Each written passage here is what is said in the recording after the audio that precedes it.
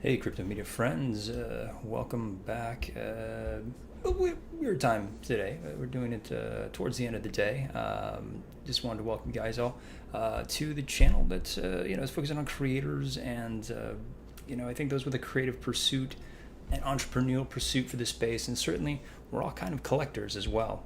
I think the utility of what we aspire to as creators when it comes to some of these great NFTs that are coming out, like Bored Apes. Are we able to meet that? Like Bored Apes had me, I had so much FOMO at NFT NYC.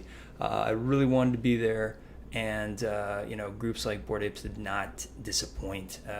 Just even worth FOMOing in on the day of on your phone while in line, one of those long lines to get into the concert series.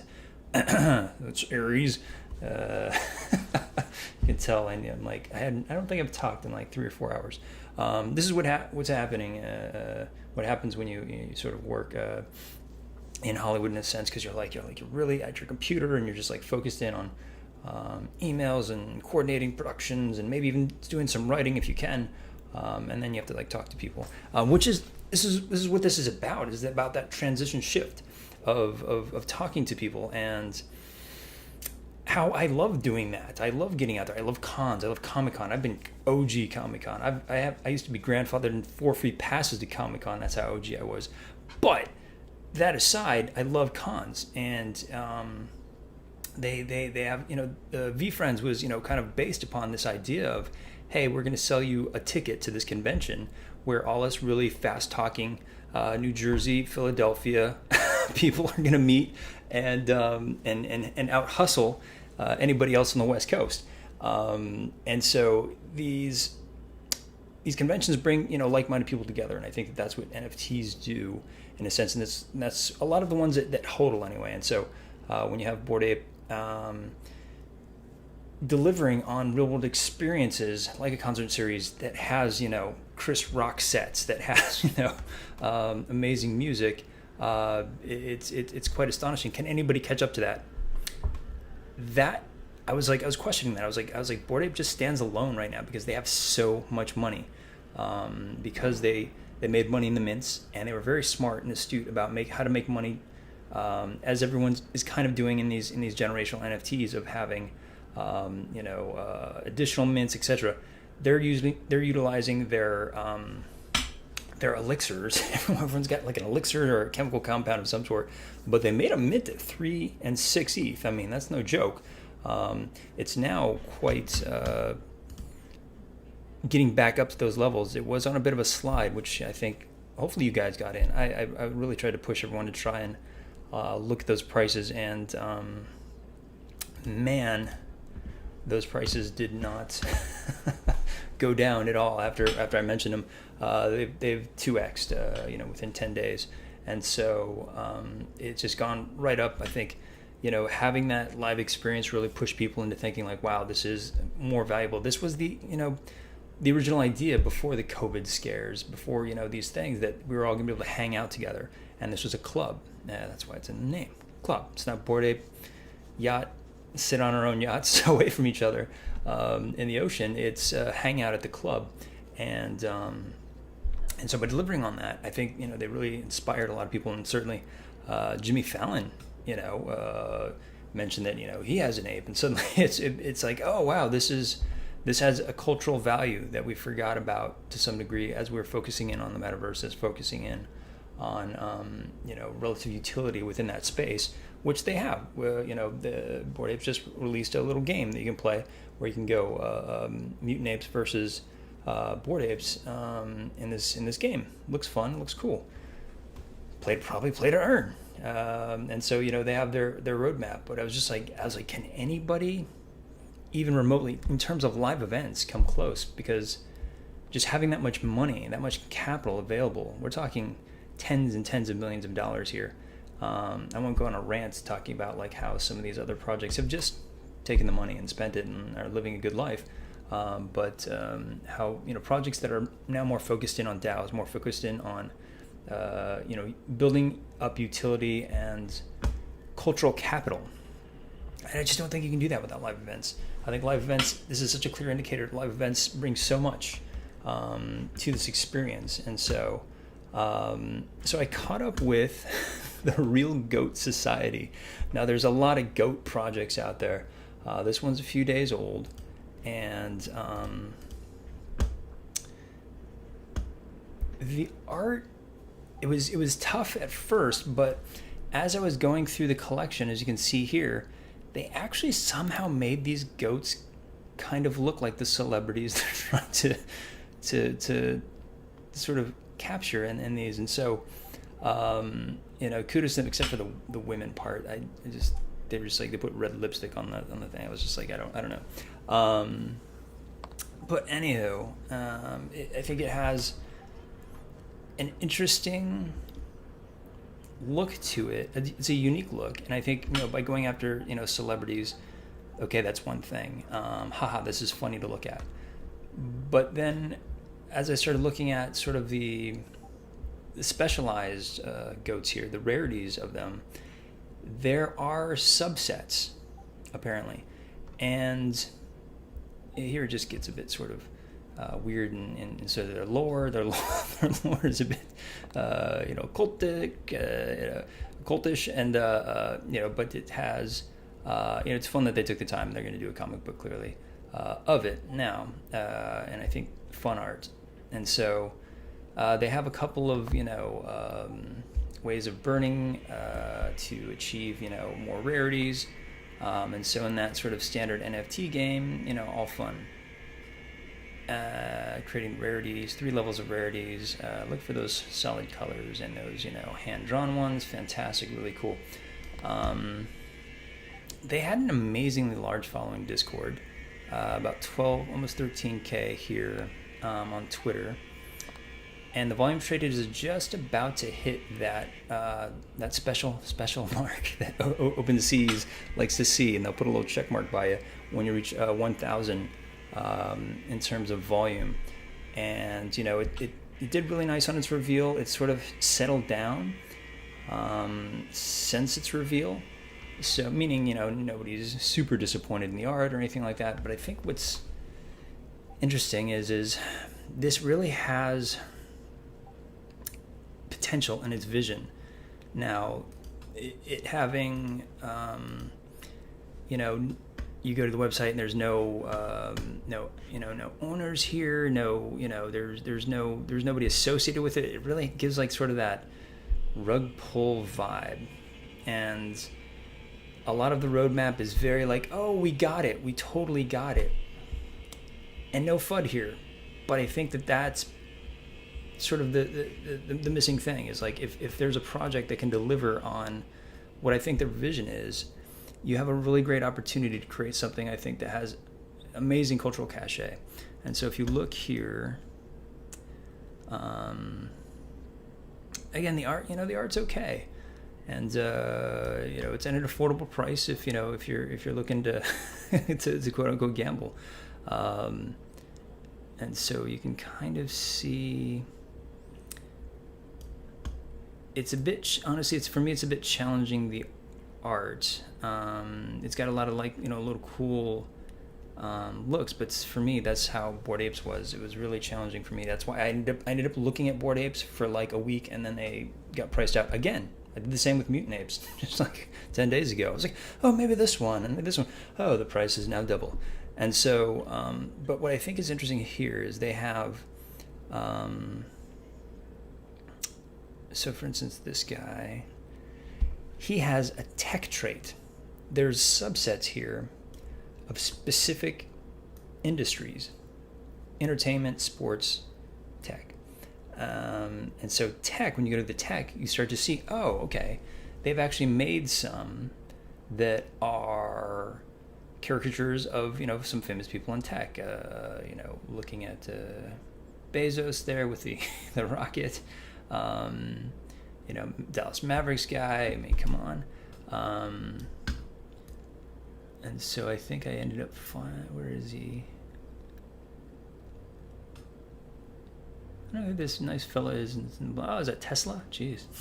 I don't really think about that. I have to really look at the back here. Here the back gives away. This is a really nice, funny Gary Vee one. So, looking at these, okay, great. They have a rarity per industry. And these caricatures are really, for me, even on their own, a good collectible in this range, in this. So I feel like this, this subset has real collectability in it, because it's, I think they're fun. What interests me here is they also have a sports section. And now in this sports section, again, a rarity like 2%. So these are quite rare relative to the rest of the thing. So that's why they're commanding half an ETH relative to the floor price of 0.1. You got if you're a sports fan, anybody know who this guy is with the backward hat? Put in the like, subscribe, hit the bell notification if you're into this stuff. But if you know who this is with the backwards hat, you can take a good guess.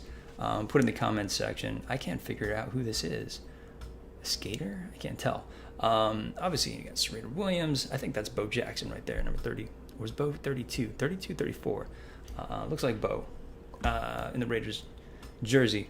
So it has like these great things. Now, let's say, for instance, again, they don't have as much as I'd like to see on their roadmap, nor in their Discord are they actually giving any details. But I think what is super clever and what I think is the future is the ability for them to give passes and have events at these events. So they might not be able to host, the Super Bowl level Bored Ape Yacht Club stuff.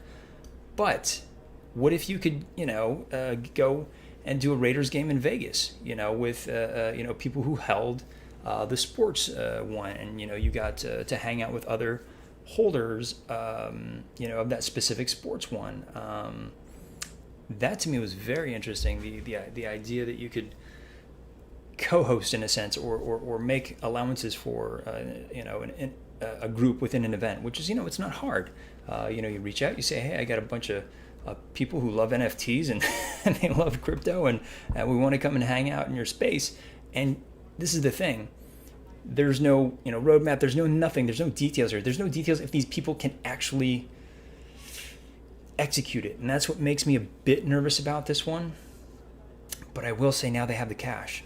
They have over 700 ETH, $2.8 million of, they sold the mint, and they're getting really good volume out of this thing. And so they have the money now. It's just a matter of, are they going to live up to the promises of a vision that I think is a very good one, of doing live events that are associated with NFTs based upon fandom, based upon these areas of quote unquote industry, of athletics, of entertainment. There was some notion here of doing one of at the Oscars or something. I don't know quite what they mean, other than probably an Oscar viewing party, to be honest. But see, that's the thing, is like, they're not doxing themselves. They're not like, hey, like, I am a person in Hollywood. I can actually get you in to this party. I can, do these things, because they're still in that phase of, I think, nascent entrepreneurialism within this space that allows you to obfuscate and hide, and for me that's always a challenge. I think it's more and more now, obviously, if you're in the IDO game, the ICO game, it's, you got to show who you are at that point. You're like, oh, you're gonna release a coin, cool. These are the people who are there, and that's why I think I love Network as a metaverse play, because I know who's in there. I can go to LinkedIn, and if you go back to the video, I have like 9 friends connected to the people in via LinkedIn into Network, and so I know who those people are. I can make a call. I can be like, is this person cool? Are they, are they able to deliver? And you can see that they're able to deliver because of their past history and their work experience.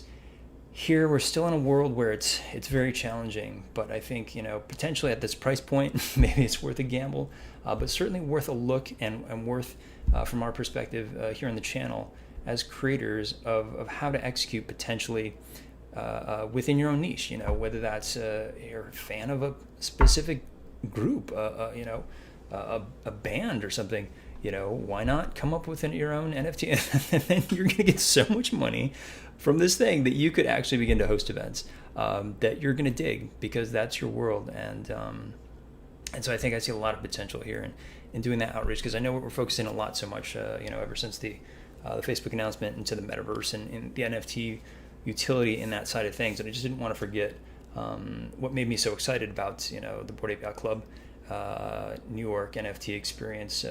Just an amazing lineup, and you just had people talking, and you can just see the floor ignite from that event. That event turned around the floor for that group, because they were reminded that the Bored Apes have cultural cachet. And you're looking at metaverse and all these other things, and gaming. There's still something to be said for the IRL. And so get out there and go enjoy the rest of your IRL day.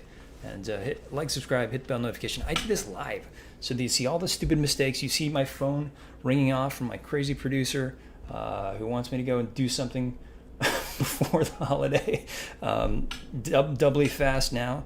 But I do this live so that you guys can get a real world quick examination in real time of the potential here, because it's going to be gone. I was watching I was watching last night the board, the little baby apes. Oh my gosh. Google this if you haven't. I was watching this in real time, just watching it go down from 0.5 ETH all the way down. I was thinking about jumping onto the channel and talking about it, but I was just like, I don't want to support what was wrong with the project and what people thought was wrong with the project.